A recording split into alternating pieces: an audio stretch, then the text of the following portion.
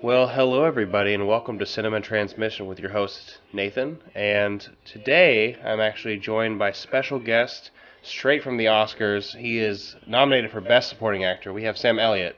So, Sam, what do you have to say for yourself? It's about fucking time I got nominated for an Academy Award. Yeah, Sam, is that you a little bitter? Well, maybe. Like I said, it's been a long fucking time. Well, I remember seeing you in The Hero, and just noticing that you definitely deserve something. Yeah, well, I was supposed to win for that one. Sounds like a whoopsies, huh? Well, what you got there? It's been a while since I've seen one of those. You mind if I give it a whirl? Oh yeah, here you go. Alright, hold on.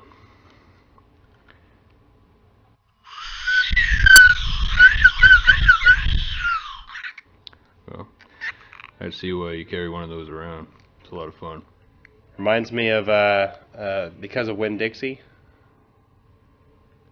I don't remember that one. No, we're gonna cut this little part. But remember you have to say Whistle and Dixie? You didn't say it. Oh, yeah. You got the whole. I thought you said Because of Winn-Dixie. Yeah, I was trying to remind you. But anyway. But yeah, I'll cut this part out. So you just did that, okay? Yeah, okay. Well, it's a lot of fun. I understand why you're always over there whistling Dixie on the show. Whistling Dixie. Well, that was Sam, everybody. Thank you, Sam, for coming on the show.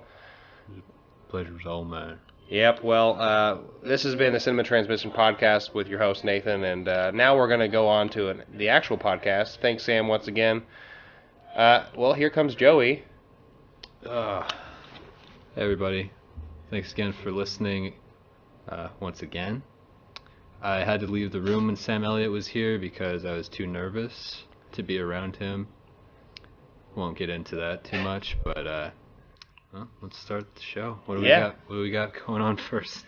Well, besides Sam, obviously just coming to the show. I mean, he was a welcome treat here on the podcast, and it's really interesting because we just started the podcast, and we're a little guy. Yeah, he's a big get. So I honestly have no idea how that happened, but that's why I can understand your intimidation. Yeah, we're gonna get a lot of listeners now. I'm especially intimidated because I don't know if you've seen this photo that's been circulating on the internet of him when he was young and he's wearing a tank top. What? It's pretty scary. You should find it right now. I am looking it up right now. Okay. Sam Elliott, young. Is that how I'm gonna? Yeah. Just typing in. Sam Elliott, young.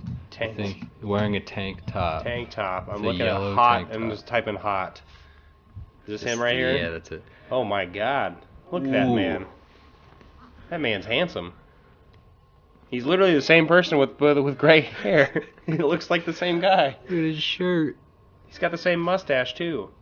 Chest hair protruding. He's a man, so I get that. Yeah, I was scared.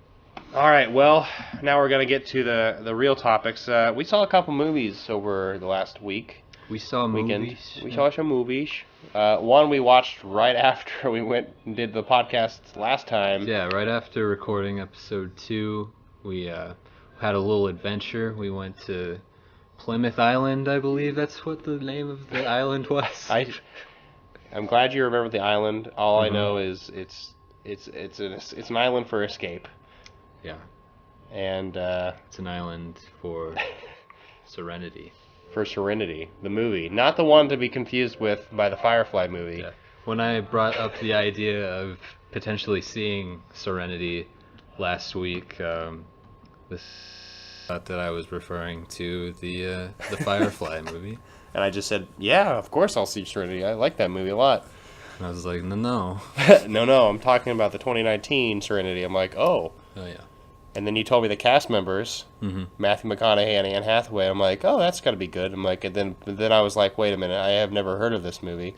Yeah, it was originally supposed to come out last fall, but it just kind of, I don't know what happened. It just got pushed over to January, which is usually never a good sign. No, and there's a reason why it was. Yeah. This movie is something else. I tell you what, it's one of those I mean, seeing bad movies, it's something that happens to most of us throughout any given year. But generally not on purpose.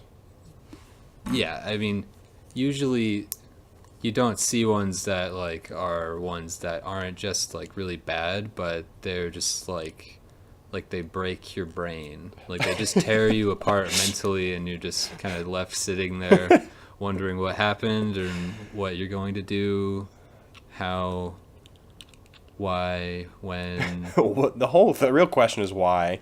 Why was this movie made? I just really want to know because there's several times. Okay, before a little bit of background. So before we tackled this adventure, we definitely went and got a couple of drinks. Right. Because Joey informed me that we would probably need some for this particular film. Yeah, I've been seeing some kind of bad reviews, but I've also, with those bad reviews that were circulating opening day, they're also talking about this big twist that happens in the movie. So I was like, okay. That's always music to my ears. If I hear, like, there's some crazy movie out there that's kind of awful, but it has this insane thing that happens in it, then I will take a chance on it. I will go see it just because, like, I have to know. Yeah, that twist is definitely worth it. It's one for the books. It's one for the books, and yeah, it just okay. So let's give a little bit of background of the movie. So Matthew McConaughey is on this island, this Plymouth Island. He's a fisherman. He's trying to get his tuna. He's trying to get his tuna. He's left his hometown because he's also changed his name. Yeah, and Dill Pickles or something like something. Dill Pickles. Yeah, he's one of the Rugrats, and he did change his name to something. That's the twist. Sorry for spoiling it. Shit. Serenity. Okay, well this podcast the first is over. In the Nickelodeon cinematic universe. Oh fuck. Oh god damn it! Cat Dog's next. Matthew McConaughey is Dill Pickle grown up, and he's a fisherman now on this island. So you have him secluded. He's I guess just doing island things. Drinking, fishing. Yeah, just drinking rum. Yelling at Jaiman. Jaiman. Yeah, Jaiman. My friend Alan calls him Digimon. His name looks like it's Digimon. You know him from Blood Diamond and several movies that came out around the mid 2000s. That he's kind of fallen off the map. Yeah, he was a fish in Aquaman for about 15 seconds. Oh, yeah. Well, that's another spoiler for... Oh, shit. Sorry for spoiling Aquaman for everyone. Come on, everybody. You should have already seen Aquaman. Everyone knows that. Yeah. You should have seen it. It's 2019. 4 times, it's 2019. Come on. Anyway, so they're on this island, and then all of a sudden, Anne Hathaway's character shows up. Yeah. An old fling from the past. It's an ex-wife. Ooh, and he's got a kid with Matthew McConaughey. Mm-hmm. And apparently, the person she's with, who is a rich... Yeah, Jason Clarke. Rich Jason Clarke, who is very memeable in this movie. His performance in Serenity is basically... It just seemed as though Stephen Knight, the director and writer of the film, just kind of told him, all right, so for...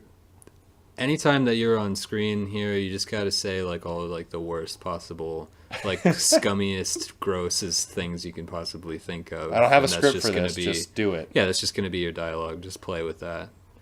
He's just one of the one of the most despicable, but also like I said, memeable. Like, it's just it's laughable how it's fucking crazy. How crazy his lines are. It's just like really now. It's like really on the nose, and there's like this sounds much better on like a script, but in reality, it's definitely like, oh, okay, I see. There's no subtlety here.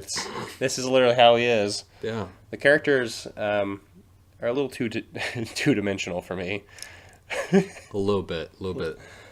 Yeah, but that's really kind of where the story unfolds. This Jason Clarke character abuses Anne Hathaway's character, and Anne Hathaway wants him dead, and that's literally what Matthew McConaughey is like struggling with. She's like, Dill Pickles, I need you to throw my husband from a boat. He's like, listen, my name's not Dill Pickles anymore. It's Tom Baker Dill. It's Tommy Pickles. Tommy Rugrat. It's PI. It's Angelica. I don't remember her last name. Was it Pickle? I don't even. I know she was a cousin of Tommy. She was the singular Pickle. I don't know. All I know is this Nickelodeon universe is going to get crazy, and I'm really looking forward to this. I can't wait for Doug, too. Because there was a Doug movie, and it was about a big monster that lived in a swamp, and they had to bring it back. I don't know about this movie. You don't remember Doug? No, Okay. I don't remember Never mind. Doug. Somebody out there has to remember the Doug movie. I don't remember. I can't be the Oh, only one. I do remember. Okay, I thought you were talking about like a live action, like. No. No, I remember now. I do. Yeah. I thought. I thought you were talking about the first time they tried to reboot this entire giant franchise of Nickelodeon films. Oh boy. So, Serenity. Okay. What would you say to the kids at home? I would say that if any of the bullshit we just spewed out makes you interested in seeing this, then I say you should go and see it just to understand what we're talking about here. Please watch it with somebody. Yeah, watch it with someone. Have fun with it because it is sort of that. It is that kind of thing. Definitely, and watch it with some booze. Yeah, preferably not sober. By now, we'll probably have our Twitter account going. So if you end up seeing this movie because of us, I mean, if it's still even in theaters by the time this gets out, which it still might be, I don't know. It didn't make a whole lot of money. I wonder why. But if you watch this movie because of us, tag us on Twitter and use the hashtag He's Not Your Daddy. Use the hashtag He's Not Your Daddy. And then also add He's Not Your Daddy. Add the hashtag Cinema Transmission, but He's Not Your Daddy is the main part that we want there. Just we need to gauge our influence on the people. So, well, other than that, we can shift from this terrible but great film of Serenity to a movie that we've been both anticipating for quite some time. Yeah. This South Korean film, Burning. Yeah. Where to begin? Well, we can begin with the director and also just the actors and stuff. Yeah, Lee Chang-Dong. Yeah, Lee Chang-Dong, who's done several movies like Secret Sunshine. He made Poetry. That was the most recent thing he made before this, which I've not seen anything that he had made prior. I have Secret Sunshine, but I have not seen it yet, so I'm really looking forward to it. Yeah, I really need to catch up with his filmography. But our main cast, there's three particular main people. Stephen Yeun being the most famous. He did phenomenal work. Yeah, he was absolutely amazing in this. And he's nothing. He's not just like Glenn from Walking Dead. You know, he's an actor. Yeah, he performed. This role is pretty.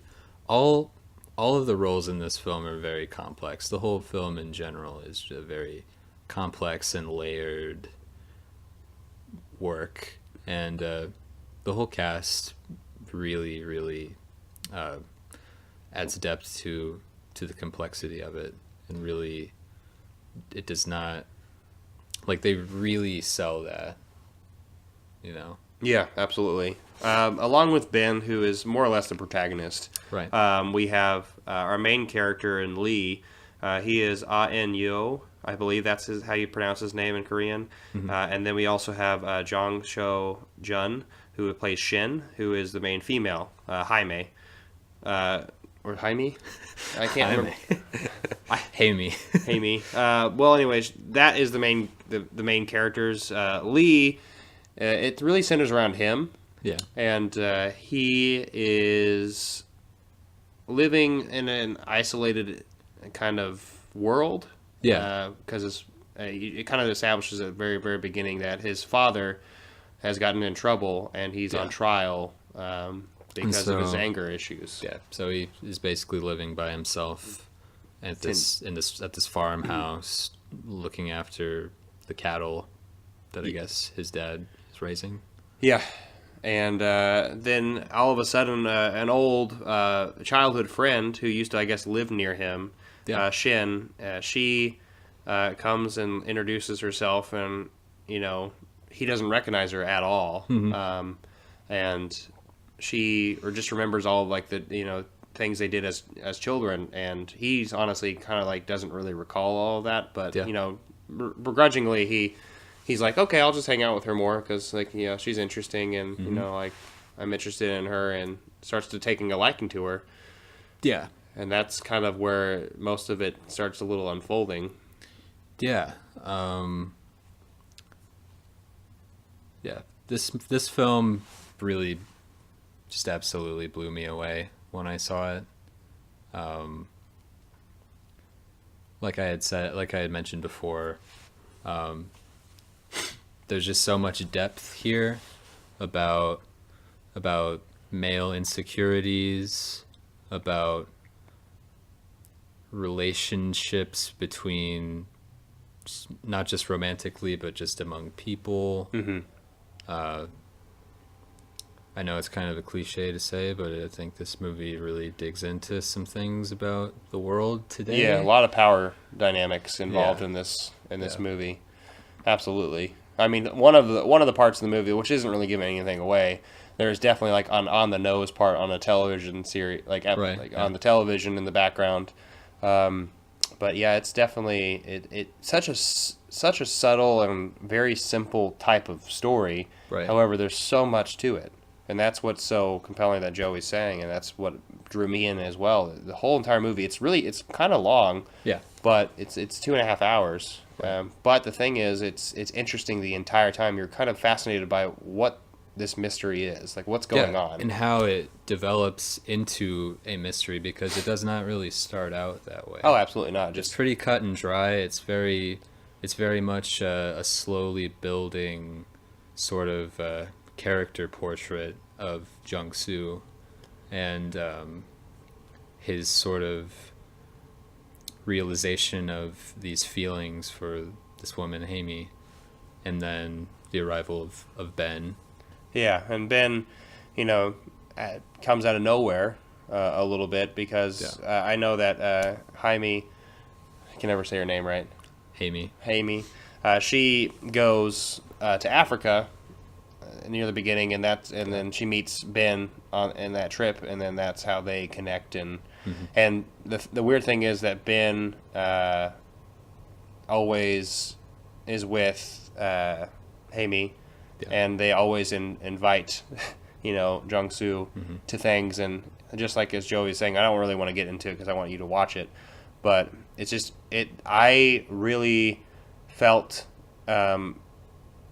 connection to Jung-soo because I have been the third wheel for so many things, and when I say that, I mean like in the sense that male insecurity thing is very on the nose for this film, and a lot of I actually watched an interview with Stephen Yeun as he was in one film festival, and he was talking about just his character and working with the director. And one of the questions from the audience was they asked about the Korean youth, the South Korean youth, and how on the nose they thought a lot of these characters portrayed.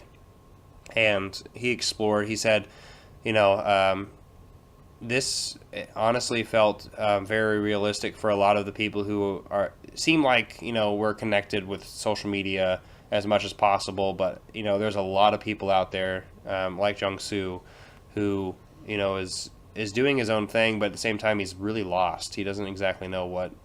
Yeah, it's as though like he begins to feel something that he had never felt before, and he's kind of realizing he's just getting like the paranoia and how toxic that sort of paranoia or insecurity can be, and like what that can do to someone psychologically, especially to someone fragile or someone that once had been living a fairly simple existence, you know? Yeah, and it gets into that power and possession kind of struggle, which anyway, so yeah. Burning, I think it's probably my favorite film of 2018 retroactively. It's one that the psychological density of it was just what really, really took me into it, and it's it got my mind racing more than anything else that I saw this year. It is about something that I don't think I've really seen portrayed in cinema before, at least not in the way that it does. Yeah, it's very subtle. Yeah. It's subtle, it's extremely dark. It goes to some really unexpected places, unexpected but warranted places. It takes its time, which I really appreciate. Yeah, I think it's a perfect film to me. And yeah, it's one that it's gonna be just kind of lingering around in my head for a very long time. Yeah, I would echo similar sentiments that Joey has here. To me, it's a phenomenal film, and I would definitely have it in my top 10 retroactively for myself as well. But I don't honestly think obviously Joey and I have fairly similar tastes in movies, but I know some people probably would not like this film. But hopefully, if you're listening, you like these type of films anyway. Yeah, I also can see how there could be like different readings from it that might rub some people the wrong way without really digging into it. Yeah, without really getting into it, I watched it with other people other than Joey. He watched it on his own, and I watched it on mine. There's some people who had negative reactions to it, and when I say negative, because it's a very dark movie, as Joey was saying. It deals with some things that are not comfortable conversations to have. Yeah, and also it puts you as an audience member in a really weird position in relation to how all the characters are. Yeah, how you might feel about them at one point, how you might be on their side. You might think you feel for them at one point, and then all of a sudden you see their true colors kind of show. But yeah, we probably talk about this movie and dig into it. Yeah, we could probably do a whole episode on talking to this movie. Yeah, I think I would love to kind of dig into Lee Chang-Dong's work. Yeah, talk about it a little bit later. Revisit on the show, but I think that's a good place to leave it now. Just make sure you check out Burning, because it's worth seeing. I think that's actually, speaking of talking about Lee and his work, I think that's a good transition to talk about what do you think the future of what the podcast would look like. Oh, yeah. Transition work. I got one too. Check this out. Is that Sam's? Did you steal Sam's whistle? Yeah, well, he dropped it because... Such a short episode he was in. Yeah. Yeah. I don't think he'll ever come. He'll never contact us again. I think he put it in his back pocket, and I had to look at that ass, and there's a hole, so I think it fell out. Why'd you come around here with an ass like that, Sam? I'm the one with the whistle now. He's taken it from me. He's the captain. All right, so Joey, what do you think these next few episodes will look like? The podcast, I guess, in general. Yeah, well, we decided that the basic rollout for it is going to be bi-weekly, every other Thursday. And some topics that we've been throwing around recently, we've been sort of thinking about, since this is, it's obviously 2019 now. If you haven't gotten used to it already, wake up, people. You fucking better. Look at your calendar, for God's sake. We just survived the month. We survived the year of January. Yeah, we survived the year. January. That polar vortex, man. Yeah. Yikes. We're talking about maybe doing for the 2010s. I don't know if there's like a term for those years yet. We've been talking about maybe kind of revisiting the films of that decade, maybe some that we hadn't seen that we want to catch up with that we didn't get to at the time, or ones to revisit. Either way, I think for the future of the show, at least for the rest of this year up until 2020, I think we want to kind of do a year-by-year look at this decade and the films from each year. So starting with 2010 all the way to 2020. Yeah, we could do it. Like, we could probably do this like every other. That way, we can at least space it out a little bit until like the very, very end of 2020. Yeah, but they won't. They'll be. We'll be doing them, but they won't be. Like one after the other. They'll be sure, yeah, kinda it'll be spread out. spaced out, and that's good because we'll add in a bunch of other things. We won't just be doing that. So Right. Yeah. another thing we've been talking about, I think maybe our next episode we want to do indie horror films. Yeah, some under the radar indie horror films.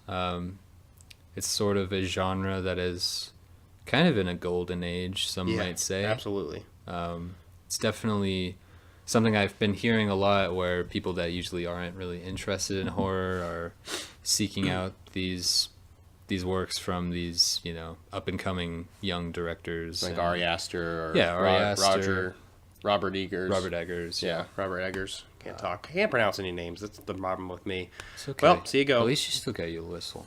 Yay. I just had to get it back out again. Whenever we design a new logo for this, we have to incorporate a whistle into it in some capacity. I'm about it.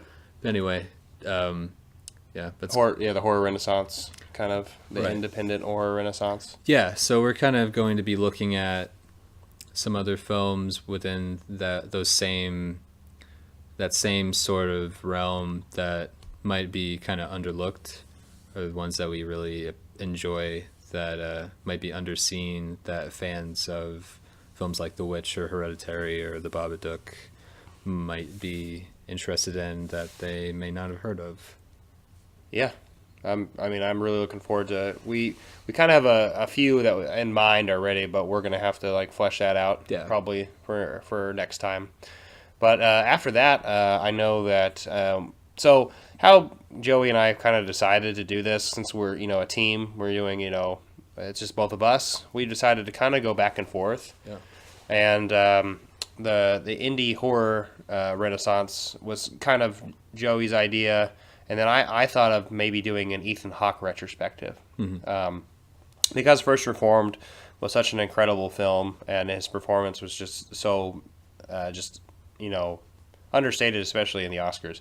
But I just really love that man in general, and I love a lot of his works, and I think it would be a nice episode to talk about just all of the things he's done. Yeah, I think so too.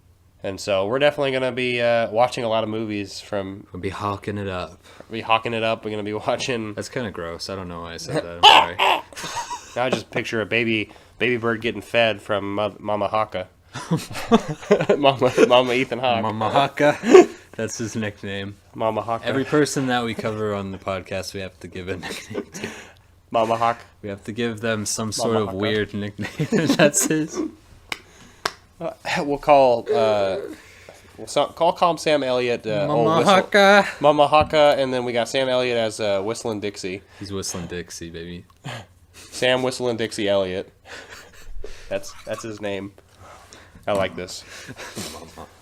So it's not going to just be genres or people. Sorry. We want to just explore a lot of different aspects and he's still laughing and smirking a little bit from this. We want to. I'm sorry, I just like Mama Haka. Mama right? Haka. You just look at him and that's what you think. I'm like, oh, he's nurturing and he cares about us. He wants to see us raised right. He does. He wants to talk. He wants to have some really deep, meaningful conversations while walking around in the city, I'm about it. making us fall in love with him. It's Mama Haka for you. Thanks, Sam. So yeah, I think overall we want to have just themes to, like we said at the first podcast, we want to explore cinema in a lot of different avenues, and that's just something that I think interests us. Yeah. Those are what you can expect soon. Best of 2010. We'll follow up those two. I can presume. Yeah, we can definitely. We'll space it out. We'll figure it all out. We don't have to know everything right now. Right, and we'll also kind of touch on some new releases like we just did earlier. Yeah, we always want There's to talk some- about what we've just recently saw. There's some exciting stuff coming out soon, which kind of Like leads tonight. us into what our main topic for the episode is. The most. Are you ready for it? Dun dun dun dun dun dun dun dun.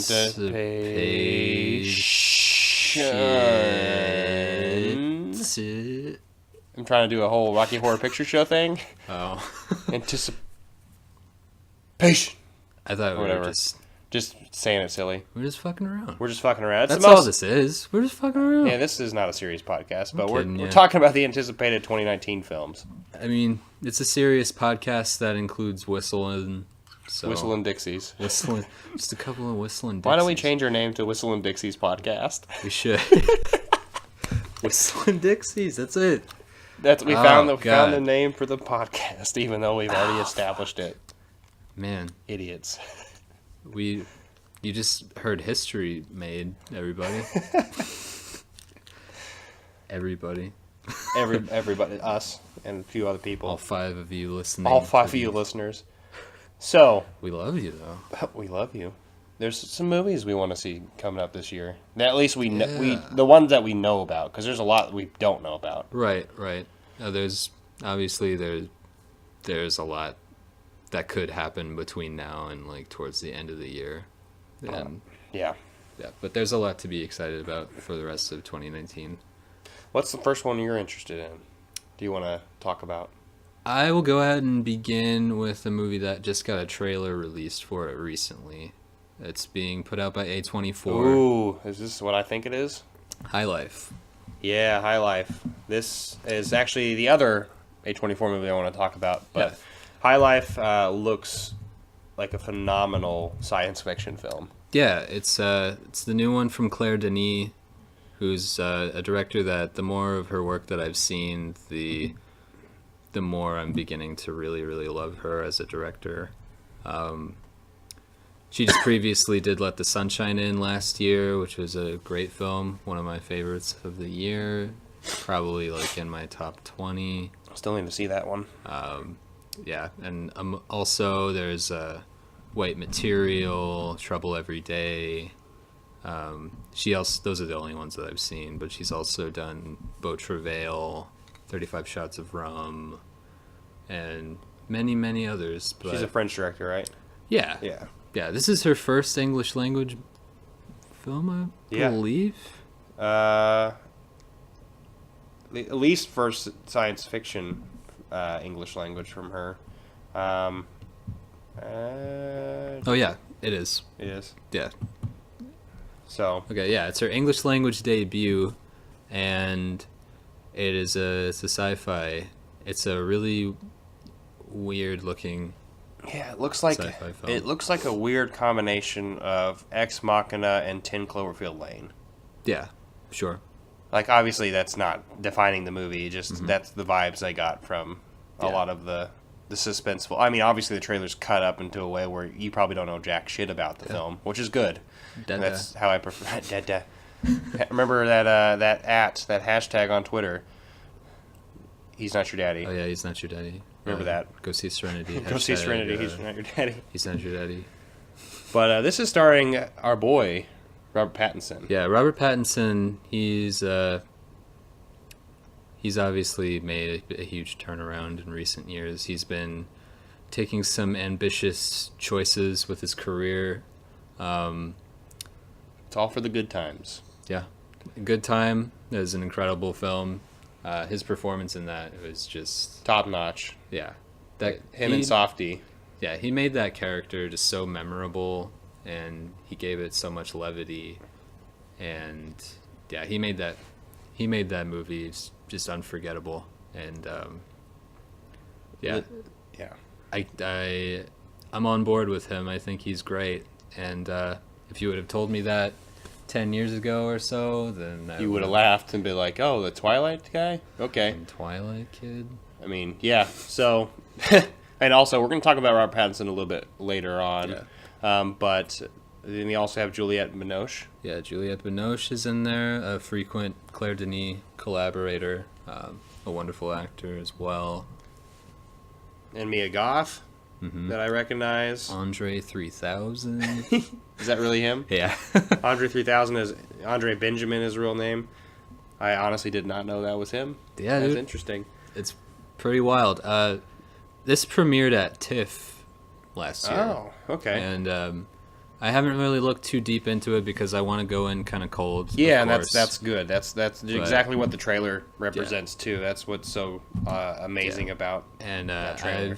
I've just been hearing I've just been hearing great things about High Life. So yeah, I'm very excited to see it. I'm all for cerebral, weird science fiction, and the fact that it's her doing it, I couldn't be more excited. French take would be just really interesting too. Yeah, because I French are just, they have such a really great film history, all the way from like Renoir all the way up, through Godard and all of that to modern directors, and that French sensibility is, I honestly think that it does bring something different. Yeah, I think every area of the world brings a little different, finesse to a film, and I think this one will take that a little bit. Yeah, and she's also really great at depicting like really intimate moments in a kind of disturbing way. Oh, okay. Well, that's just perfect. Yeah. So, and this film, it looks to kind of play into that a lot, which I'm always, of course, I'm on board for that. Yeah. Well, I'm looking forward to that, and High Life looks like a good time. But speaking of A24, the movie I want to talk about, the other one that the trailer just got released as well. I don't know if you've seen this one. I don't know. You haven't seen it, the trailer? I don't think so. Well, we're probably going to watch it after this, but this is the new horror film from A24, The Hole in the Ground. And this movie looks amazing. I won't really talk too much about it, but it's got a few people I do not know, but it is directed by Lee Cronin, and it's from the screenplay by Lee and Stephen Shields. He's an Irish director, and apparently this is just about... I have a lot of Hereditary vibes from this. It's got just like with Miley Shapiro, it's got a kid in it that is unsettling, and like that's kind of the focal point of this movie. And I honestly don't want to describe too much because I want Joey to see it. But The Hole in the Ground, just remember that name. Definitely check out that trailer if you haven't seen it. Okay. It looks really good, and it looks really unsettling. So, off the bat, we have two unsettling films that we're really looking forward to. Yeah. But those are our kind of films anyway. Right. Can't wait to feel bad. Can't wait to get scared. You want to move to something else? Okay. Let's move on down. How about let's move to the obvious choices. Okay. Let's talk about the biggest one in the room, Avengers Endgame. And then also we have Captain Marvel, right? Yeah. So Captain Marvel's coming out this month, I think, right? Early March, right? Yeah, it's like March 8th, something like that. Early March. This will be the stepping stone between that and Endgame. Yeah. And it looks like it's taking place in the 90s, when Nick Fury had an eye. And way back when. Then there's there's the whole Skrull army. There's the hidden army that she's fighting against. Don't know how many details. We don't really exactly know how it's going to be, attached to Infinity War, but just how Infinity War ended in the beginning of last year. I'm really looking forward to Endgame as well, because obviously we get that climax. We're actually going to see who actually dies finally at the end of this whole thing, because everyone knows everyone's coming back in some capacity, right? But we don't exactly know who's all coming back and who all's going to end up permanently dead. Yeah, it's going to be exciting to see how they sort of kind of rebuild their universe after Infinity War, and sort of what kind of directions they could go into now. Seems like they're already embracing Spider-Man as like the head of probably this new universe. Yeah, which I would also say that I'm really excited to see Far From Home too. Yeah, you got Jake Gyllenhaal as Mysterio, and I love any part of this. Did you watch an interview with him? He was on a late night host, and he was making. I can't remember whoever the host was. They were like, he's like, why haven't you been in the Marvel universe yet? He's like, just doing other movies, I guess. He's been making better movies. Just kidding. But also not really. Not really, But not really kidding. Well, I enjoy the Marvel movies. Yeah, I do too. They played the long game. Not to, mention games again to tie into that.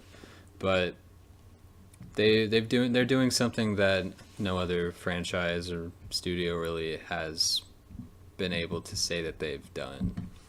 Because they've been going at it for this long, and they created a true universe. And, this is the first time we've ever seen anything like this. Yeah, and I'm definitely on board to see where they go from here with their slate of releases for this year. It's definitely going to be sort of them rebuilding the foundations that were shaken up.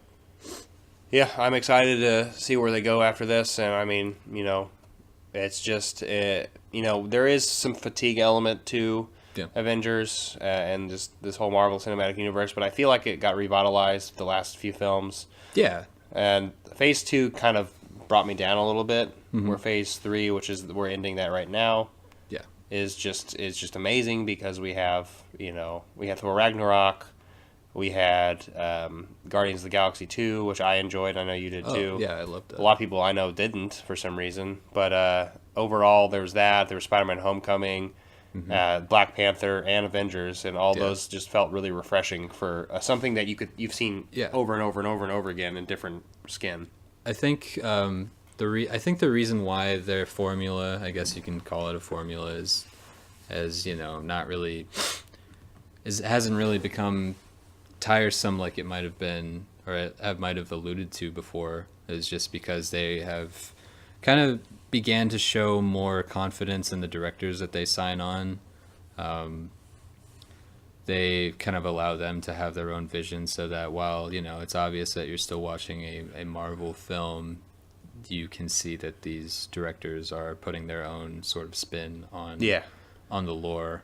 Most obvious being Taika Waititi. Taika, Ryan Coogler. I even like that Scott Derrickson's doing Doctor Strange 2 again. Yeah. Which is interesting because, I had my doubts originally when he was slated to do the first Doctor Strange. I'm like, this guy? The guy who did Sinister? And really? But I really enjoyed Doctor Strange. Yeah. And I think Marvel is in a good spot right now. I think they're at the best spot they've ever been in. Yeah, I think so. Yeah, enough of that. I know, fucking nerds over here. Nerds, we're done with that. Okay, guys? Flip your comic book page and close it and go outside. It's gonna be fine. We're gonna get back to the true art in just a moment here. I'm pointing to something that... You pointed at it. I'm pointing to a movie... that we both have seen the trailer for multiple times because Oh yeah. And this is the sequel to a really good movie from 2017. Yes. Not a sequel, but sorry, I don't know why I said sequel. I meant this is a second film from Jordan Peele. I'm sorry. Here we go. God damn it. That's me messing up. Fucking shit. I gave it away when I said Jordan Peele. Us. I like that pause. It's us. It's us. We're talking about us. All right. Talking about us. You talking to me, huh? This looks fantastic. Yeah. Jordan Peele just sort of blew everyone away with Get Out. Everybody knew of him from Mad TV. From Key and Peele. Just as a comedic actor. Yeah. But he really came through forcefully with this really unique vision, this really darkly comic take on, I guess, what he himself described as a social thriller. That film was huge. It was a sensation. It was one that, even though it came out in February, people throughout 2017 never stopped talking about it, and for good reason. Because it's a great movie. Yeah, it's just, many people, the people who even don't really care for this film at least understand that it's a really good episode of a Twilight Zone. Yeah. Which is, a backhanded comment, but at the same time, I get that. I can get that, but the movie was really, really great, and it definitely balanced that horror element and comedy with that social commentary. But Us looks like he's continuing at least in the horror genre, and definitely with some social commentary probably as well. Obviously, we don't really know much about it. Yeah, we're kind of in the dark, which is exactly where you want to be, I think. Yeah, absolutely. It looks like another really high concept that has the potential to be quite frightening, quite disturbing, quite I don't know, satirical, I guess. Yeah, but more on the disturbing part, probably. Yeah. Probably, but a little nightmarish. Yeah, I actually really love that trailer too. Yeah, it looks phenomenal. The beginning of it is just so nice, and there's a great song involved, and then 5 on it, and they get to the beach, and then Tell unleashes. Heidecker and Elizabeth Moss are there. Yeah, and with the family, and then the family is mother, father, and 2 kids, boy and a girl, and then just watch the trailer. Yeah, Us looks like one of the most unique films that we'll see this year. Absolutely. And it also, Lupita Nyong'o is a really great actress. Yeah, I'm really happy. I feel like she's kind of been underutilized recently, at least in what I've seen her in. But this really looks like it's giving her like an opportunity to really shine, which I'm twice technically. Yeah, which I'm really excited to see because I love her. So, all right, what do you want to move on to next? We can mention it at least. Okay, let's get it out of the way. Okay, so we have a movie that I've been anticipating because I've always liked this director. Yeah, he's a little overstated. A lot of people know who he is, Quentin Tarantino. He's been talked about with Once Upon a Time in Hollywood for probably the last 2 years. It's been talked about for a while. He's just was getting everybody together for this more or less the crazy year of 1969, the Manson murders. Mm-hmm. That's more or less, I think, what he's going for. I think that's what he's going to be talking about. A lot of other things going on. I think, is that when Bobby Kennedy got shot too? And maybe. I think he's kind of just dabbling in what Los Angeles at that time was. Yeah, okay, sure. It'll probably, it'll probably be fragmented with different characters storylines. Very much like Pulp Fiction or... Right. Yeah. Which, that's a world that I would be very interested in exploring, for sure. I think that he could do a really good job with that sort of material.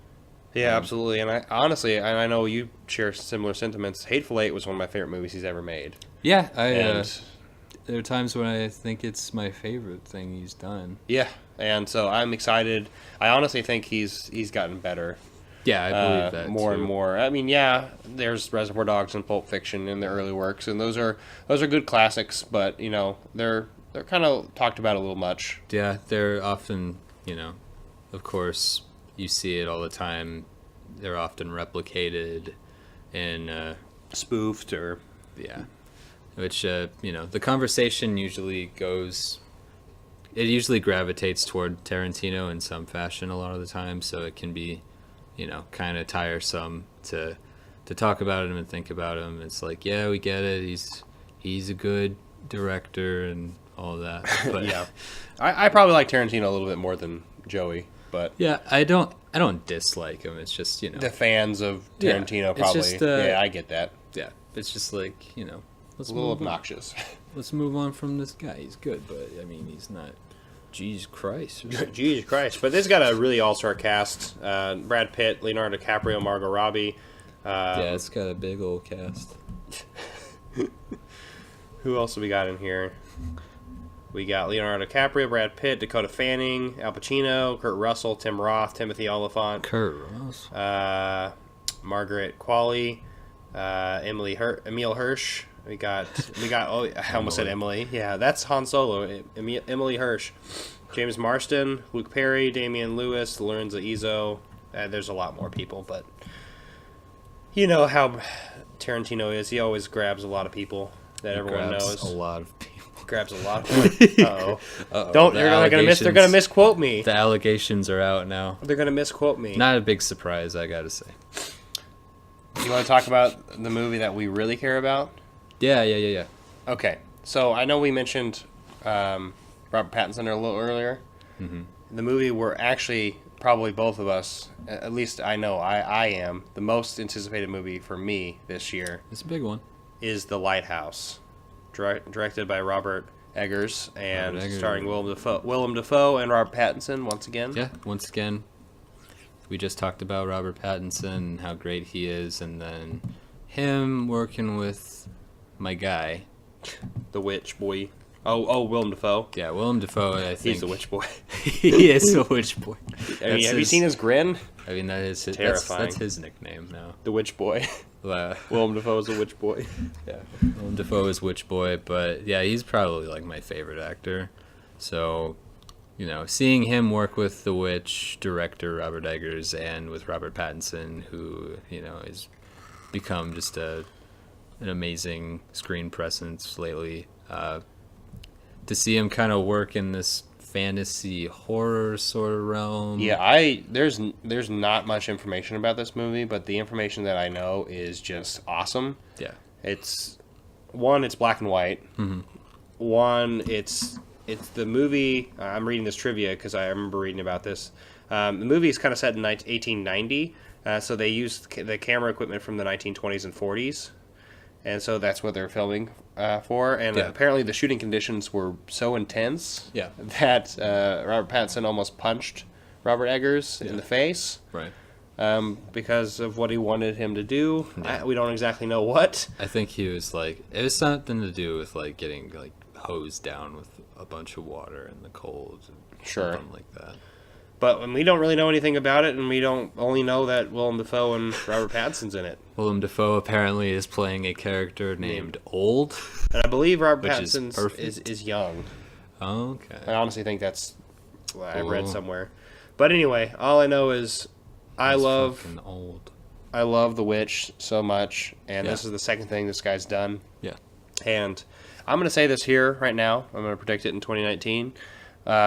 Nosferatu, he was slated to possibly do this remake. Mm-hmm. And I believe that he will do this in 1922. Or, sorry.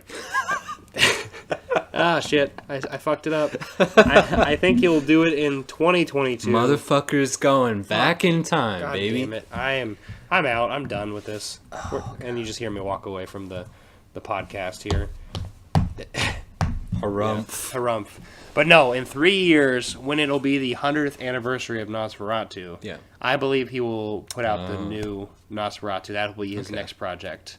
And I cannot wait for him to see him in the future. Just do anything, honestly, because The Witch is my favorite of that topic we were talking a little bit earlier, which we'll talk about a little bit later. Yeah. But anyway, that's the Lighthouse, and we're really looking forward to The Lighthouse. Yeah, it sounds incredible. Anything that's coming off the top of your head? It's like a dream. I saw also. Did you see the movie Krisha?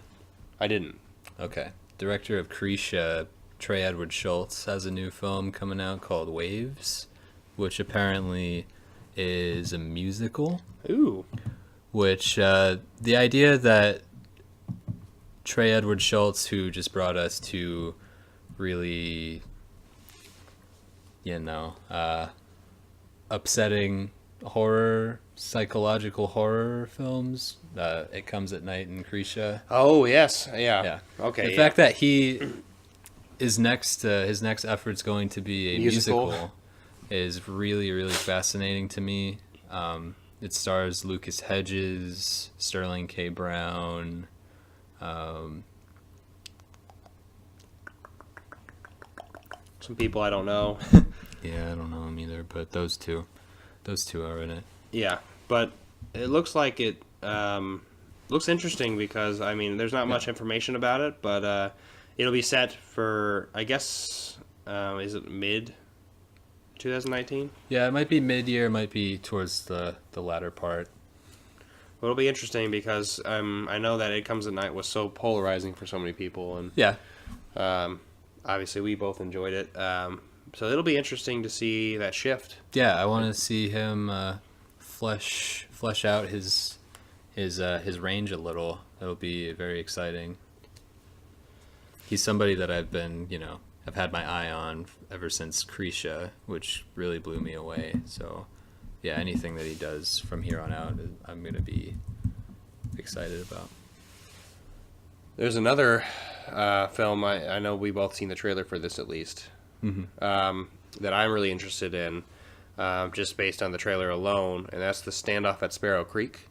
Mm-hmm. And this is coming out very soon, I think. Tomorrow, to be exact, from the day that we are recording this. Oh, wow.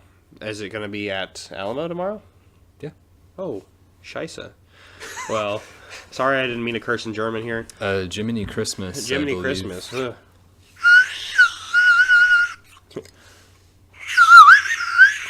That's what we're doing. Yeah. Sorry. Not sorry, though. Sorry, not sorry.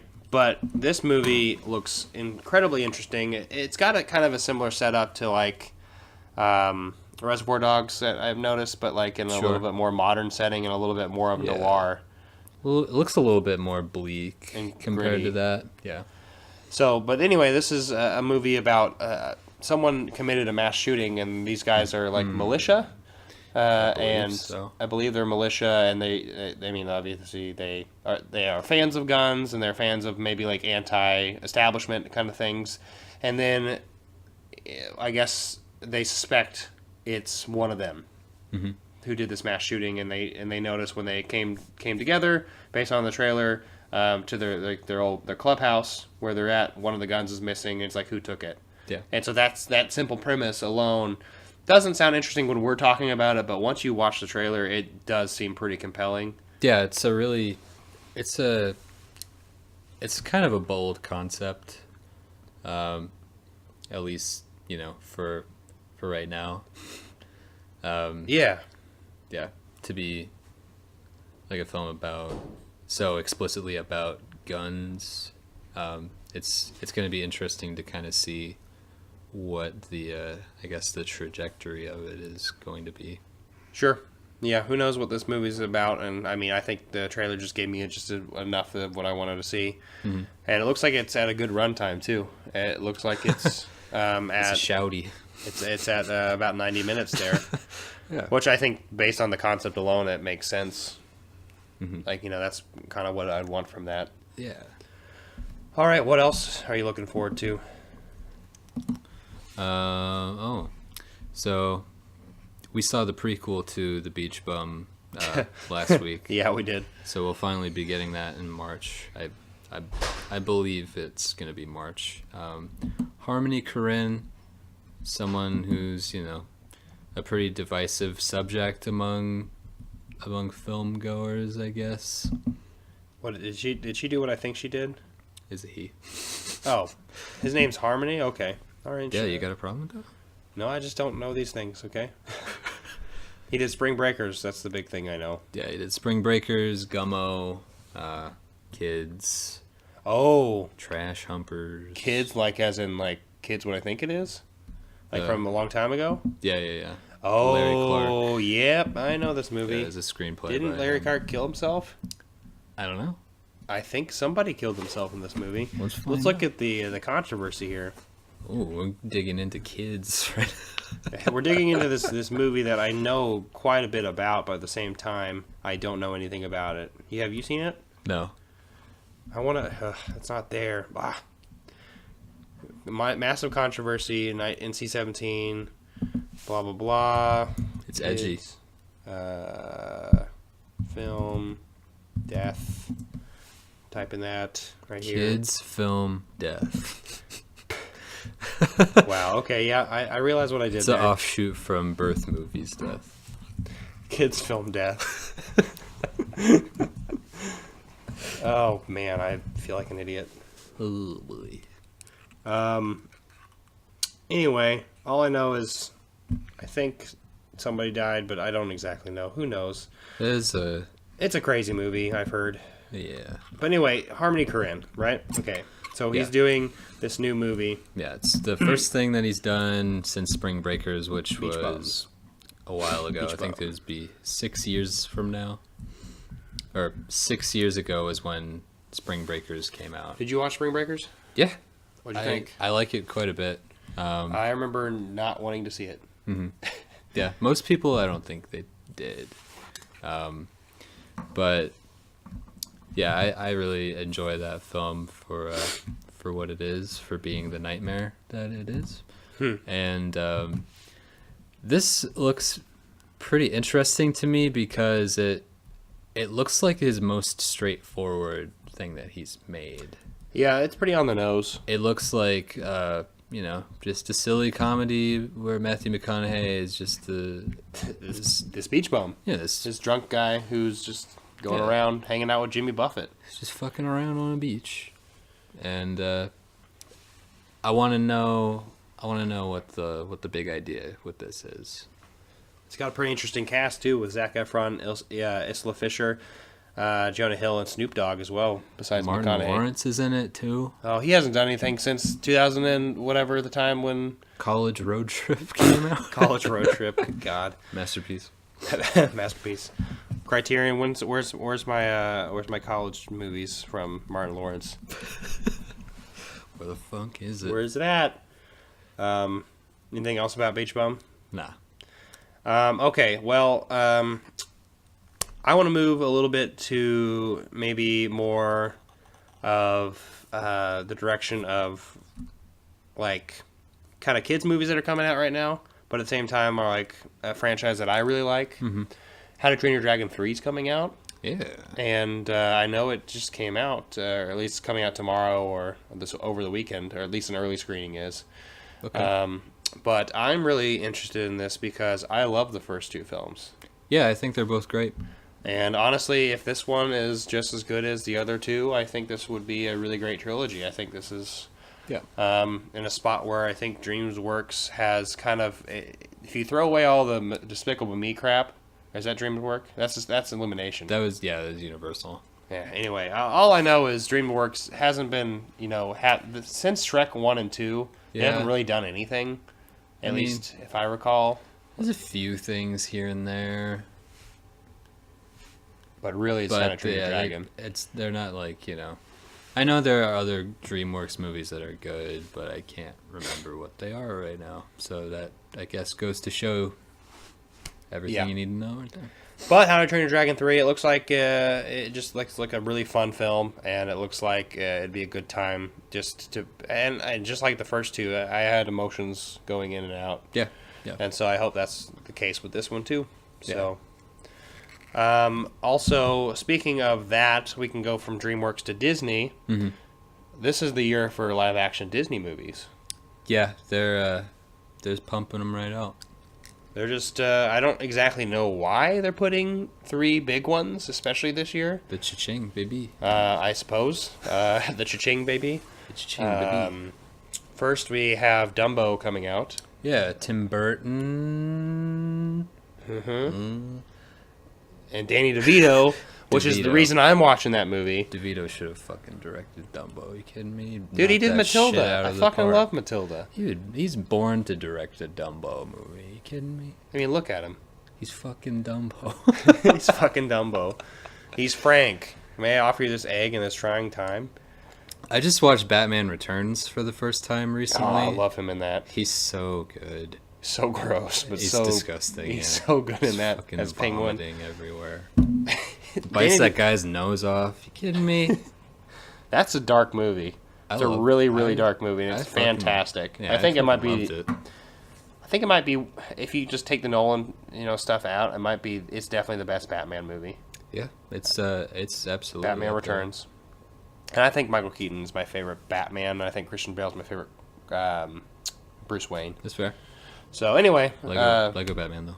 Lego Batman, Will Arnett. Mm-hmm. That's a fun one. Mm-hmm. I really like that movie. No parents. But no pants. Come on. I said no parents. No parents. No pants. No pants either. No pants. No parents. No problem. So sorry. We have Dumbo, which is the beloved. So are we gonna get this Crow song? That's what I've been. That's what everyone's been known. Is everyone asking about the Crow song? Oh God. Damn it. The original Dumbo came out in what 1940? I want to say, or Something like around that time period. It's old. It's old, and it has some tried things. 1941, so I was really close. Okay. Is when this movie came out, but yeah, the crow scene won't be there. I know. That's good. I'm glad. It's good. That's a good thing. But yeah, oh my God, there's 4 people in this movie that I just fucking love. Not just Danny DeVito. One, we just talked about birds, so we have Michael Keaton clearly, the ultimate guy who plays birds. He's in some kind of capacity or some kind of flying creature. I think he's like some kind of bird man. You mean Batman? Yeah. Okay, good. Yeah. Some kind of... That's the only kind of bird man that he ever played. I don't know. He's been Vulture. Oh, yeah. You're See? right. He's flying creatures. You're right. Is what he is. He's Batman, he's Birdman, yeah. But anyway, and then there's the boy on the opposite end of Danny DeVito of not attractive at all. The guy I'm in love with for some reason, Colin Farrell. I love that man. It's the eyebrows and the accent. Yeah. He's a handsome man. And then Colin Farrell. Because I'm here to kill you, Father. The pipes are calling. The pipes are calling. But I also love Eva Green. Yeah. And I love all of the television series I've seen her in, and even the movies that are not so great, like 300: Rise of an Empire. Yeah. The only part I like in that movie is when she's... She's... It's okay, we got it. We understand. We got it. But anyway, that's not a good movie. Yeah, so probably don't go watch that. I've heard it's pretty bad. It's a bad movie. But Eva Green, I like her. Yeah, I do too. So that's a good cast. Yeah. Besides that, we also have The Lion King. It's this movie is going to be something. It's going to be huge. I wouldn't be surprised if it was like the highest grossing film of the year. Oh, absolutely. I mean, from 1994, the original Lion King, that is like everyone who pictures Disney, that's like the movie they always think of. Yeah. It's almost universal. Yeah, it's one that like you can reference any of the songs or any of the characters and people will know exactly what you're talking about. It's something that's like it's been so synonymous with so many young people's upbringing. Yeah, absolutely. So many people know this movie and love it, and the fact that they're bringing it back is going to be a really big deal. Yeah, I'm happy about the cast too. The cast is almost like 98% black, and that's great. It's a good thing. Yeah. And so we got that. And then also the other Disney movie, the live-action one, is Aladdin. And also came out during the Disney Renaissance, like Lion King. Yeah. There's been a little bit of a mixed bag here because a lot of people are really excited about it, and then they saw Will Smith as Genie, and then that's where the controversy comes in. Yeah, they wanted a big blue thing again, I guess. It's hard to kind of come off the, Robin Williams. It's kind of hard to... Yeah, of course. It's really hard to get to that level, but I think that they showed the wrong picture, probably, of Genie. Yeah, it's kind of... Because apparently they retracted, like, that's not how he's going to look. Yeah. I'm like, well, why'd you put him there like that? Yeah, he looks a little corny on the cover, just like, hey, it's me. Hey, it's me, it's Will Smith. It's me, William Smith. I'm going to say this now, and I'm going to have a lot of people probably disagree with me, but Will Smith is one of the most overrated actors. Shit. Whoa. You heard me? You tell me, besides Fresh Prince, which is fun and great, and then we also have the first Independence Day, which is fine. Oh, shit. You tell me the things that he's in that are really good. That I mean are really, really good. Do you know, Joey? Collateral Beauty. Is that subjective though? Because I don't think that's universal. I was joking. No one would like that. Yeah. What about After Earth? I don't buddy? know if anyone even saw that. What about Wild Wild West? I think people just like his personality. I really do. I think that's just that's just it. It's like The A Rock. lot of people like The Pursuit of Happiness. Yeah. Okay. That's okay. That's a good movie. That's one that people go to and are like, Will, he's my guy. People talk about I Am Legend quite a bit. It's fine. That's a fine movie. Yeah. It's got some terrible CGI, but otherwise it's fine. Yeah. But I still stand by he's overrated. Sure.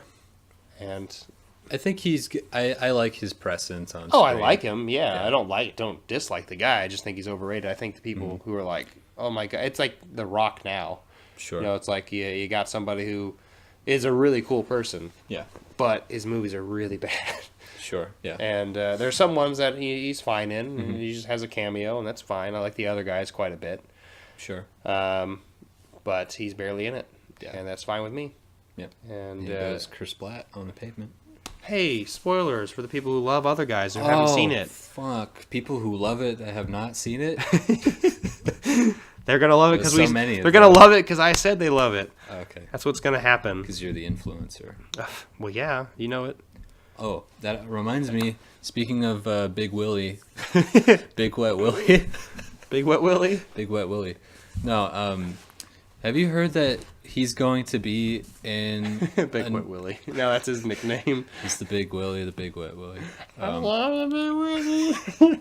I wish we could send all of our audience that video. Just Google Big Wet Billy. It's not going to be anything weird, I promise. But he's doing a new... Sorry, go ahead. Go on. You were going to say he's doing a new He's project. doing a new film. This year might be a big comeback here for him.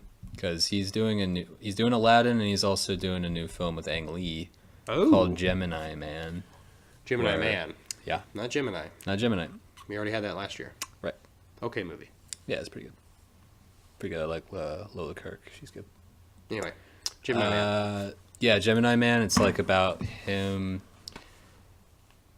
I can't really remember the exact details of the plot, but it's like about him. It has to do with him like being like tracking down a younger version of himself, I guess. Yeah, an aging assassin seeking to exit his career finds himself going against a younger clone of himself who can predict his every move. That does actually sound interesting, and I actually love all the people who are in this movie. Yep. Mary Elizabeth Winstead, I like quite a bit. I really liked her in Fargo season 3. Yeah, she's great. And also 10 Cloverfield Lane, we mentioned that earlier. Clive Owen, I like a lot, and I like Benedict Wong. We mentioned Doctor Strange a little earlier too. I like him a lot. Yeah, looks like a good cast. And Ang Lee is a pretty good director. Yeah, he's an esteemed director. I just saw Hulk for the first time recently as well. Speaking of wild, and speaking of wild opinions, yeah, tell us about Hulk. People out there, if you're listening right now, do yourself a favor and go back and watch Hulk. It's a masterpiece. The end. And scene. Here we are. You don't need the whistle. It's not a joke. I'm not fucking with anyone right now. I know you're not. Hulk rules. It slaps. It fucks. It brings Eric the Bana. house down. Yeah. Eric Bana. He's a big green baby boy. Bring him back. Where's he at? I liked Eric Bana. I did too. I like Troy a lot. It's great. Hector! I never saw Troy. I did see Munich though. Ooh, which I still need to see. So, good, it looks like we're going just back and forth with things we have and haven't seen. Yeah. Watch Hulk and then watch Munich back to back. It'll be enlightening. It'll be lit. Gucci. Enlightening experience for you. I want to talk about something that you're probably not as interested in as I am. Oh, no. But this, okay, so Joey is, so that's a good thing. For sure. This is, I guess, I hope it's the last one. I think it will be, but it's the ending of a trilogy, and it's one of the best action trilogies of all time, at least from what I've gathered. I honestly want to say probably since the Bourne trilogy, and I'm talking about just the original 3 Bourne movies. John Wick, Chapter 3. Parabellum. This, I love this series. I do too. It's just so fun. Yeah, they're great. Such a fun movie. Yeah. The first one just blew me out of the water. I watched it. I remember it was near the first time I was on my channel. Mm-hmm. I saw John Wick 2, but I saw John Wick maybe like a week prior to it because I was like, John Wick sounds like a stupid name. So I don't know why I had averted it for so long. Yeah.